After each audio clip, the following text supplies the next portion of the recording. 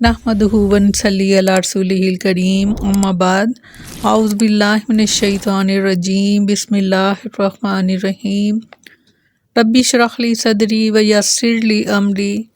वहलुल उक़दतम मिन लिसानी यफ़क़हू क़ौली। अस्सलामु अलैकुम व रहमतुल्लाहि व बरकातुहू। कैसे हैं आप सब? इंशाअल्लाह खैर आफियत से होंगे। अल्लाह ताला आप सबको अपने हिफ्ज़ व अमान में रखे, आमीन सुम्मा आमीन। छठा पारा सूरत माइदा आयत नंबर 33 एंड 34। लफ्ज़ी तर्जमा, इन्नमा सिवाय इसके नहीं कि जज़ाउ बदला है अल्लाह ज़ीना उन लोगों का जो युहारिबूना नाउज़ बिल्लाह के लड़ते हैं अल्लाह से व रसूलहू और उसके रसूल से व यसअउना और दौड़ते हैं फिल अर्ज़ी ज़मीन में फ़सादन फ़साद करने को अन ये कि युक़त्तलू के कत्ल किए जाएं ओ या युसल्लबू या सूली चढ़ाए जाएं औ या तुक़त्ता या काटे जाएं ऐदीहिम इनके हाथ व अर्जुलहुम और उनके पाँव मिन खिलाफ सिमत से यानी दायां हाथ और बायां पाँव औ या युनफ़ऊ या निकाल दिए जाएं मिनल अर्ज़ी ज़मीन से ज़ालिका ये है लहुम उनके लिए खिज़युन रुसवाई फिद दुनिया में वलहुम और उनके लिए फ़िल आखिरती आखिरत में अज़ाबुन अज़ीम बड़ा अज़ाब है। इल्ला मगर अल्लाह ज़ीना वो लोग जिन्होंने ताबू तौबा की मिन क़ब्ल इससे पहले अन ये कि तकदीरू कि तुम काबू पाओ उन पर अलैहिम फ़ालमू तो बस जान रखो अन्नल्लाह बेशक अल्लाह ताला गफ़ूरुर रहीम बड़ा ही बख्शने वाला नहायत मेहरबान है। बेशक बड़ा ही बख्शने वाला बड़ा ही मेहरबान है।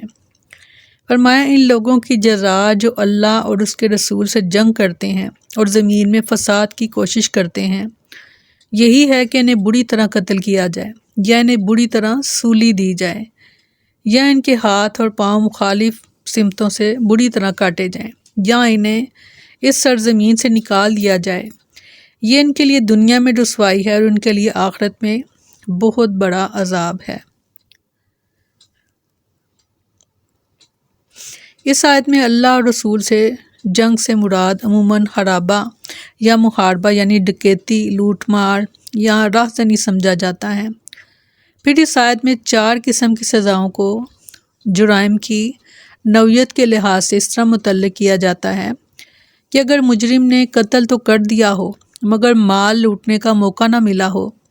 तो इसे क़सास में कत्ल किया जाएगा, और अगर कत्ल भी कर दिया हो और माल भी लूट लिया हो तो इसे सूली पर लटकाया जाएगा,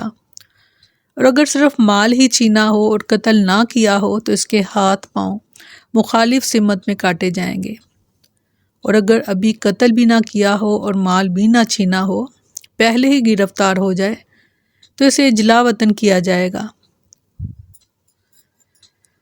नीज़ काजी जुर्म की नौयत के लिहाज से इन सज़ाओं में से किसी 2 को इकट्ठा भी कर सकता है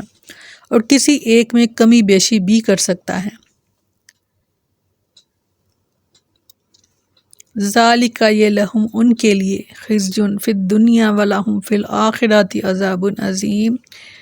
यानी इन्हें कत्ल करना, तख्ता दार पर लटकाना, हाथ पाँव का मुखालिफ सिमत से काटना और जला वतन करना, इस दुनिया में लोगों के सामने इन्हें ज़िल्लत और रुसवाई से दो चार करना है, और अल्लाह ताला ने इन मुजरमों के लिए क़यामत के दिन जो अज़ाब तैयार कर रखा है वो इसके अलावा है। सैयदना उबादा बिन सामत रज़ी अल्लाह अन्हु बयान करते हैं कि हमसे भी रसूलुल्लाह सल्लल्लाहु अलैहि वसल्लम ने इसी तरह बैत ली जिस तरह ख़वातीन से बैत ली थी कि हम अल्लाह के साथ किसी को भी हम शरीक ना ठहराएं, चोरी ना करें, बदकारी ना करें, अपने बच्चों को कत्ल ना करें, एक दूसरे पर बहतान ना लगाएं। फिर फरमाया जो इस वादे को निभाए इसका अजर अल्लाह के ज़िम्मे है। अगर किसी ने इनमें से किसी जुर्म का इर्तिकाब किया और इसे इसकी सज़ा मिल गई तो इसके लिए कफ़ारा होगी, और जिसकी अल्लाह ताला ने पर्दा पोशी फरमाई तो इसका मामला अल्लाह के सुपुर्द है। अगर वो चाहे तो इसे अज़ाब दे और अगर चाहे तो इसे माफ़ कर दे।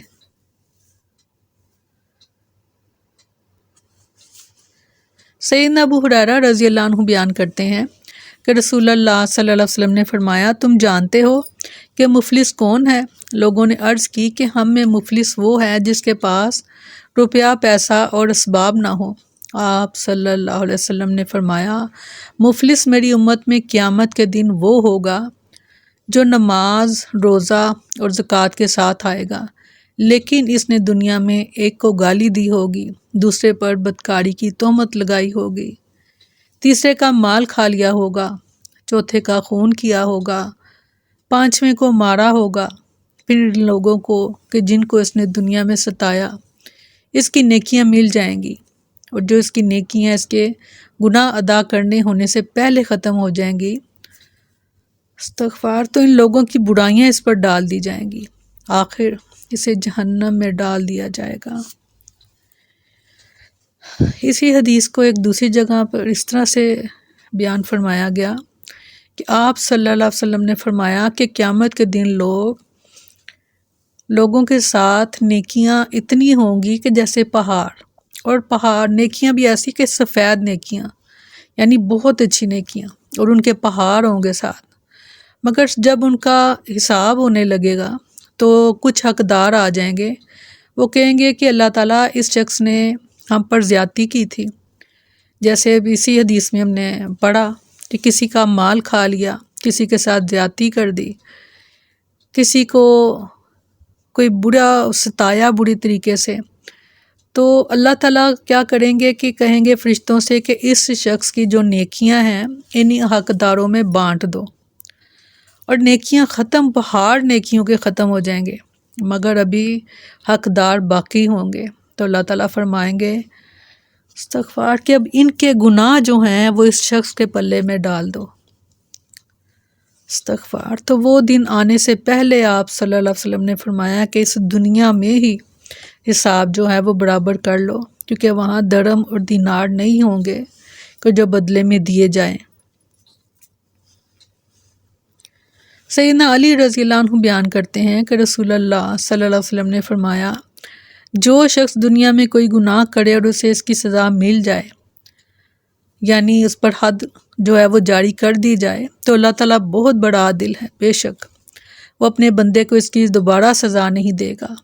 حد جاری ہونے کا مطلب یہ ہے کہ آخرت میں اس کو سزا نہیں ملے گی،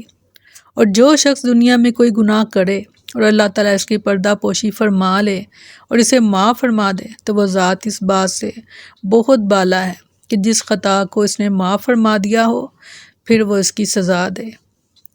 سبحان اللہ۔ فرمایا مگر جو لوگ اس سے پہلے توبہ کر لیں کہ تم ان پر قابو پاؤ، تو جان لو کہ بے شک اللہ بے حد بخشنے والا نہایت مہربان ہے۔ یعنی محاربین سے مراد ہے کہ نعوذ باللہ مخالفت کرنے والے، اور مخالفت میں اس حد تک بڑھ جانے والے کہ جنگ کرنے والے اللہ اور اس کے رسول سے، استغفار، اگر ہاتھ آنے سے پہلے توبہ کر لیں گے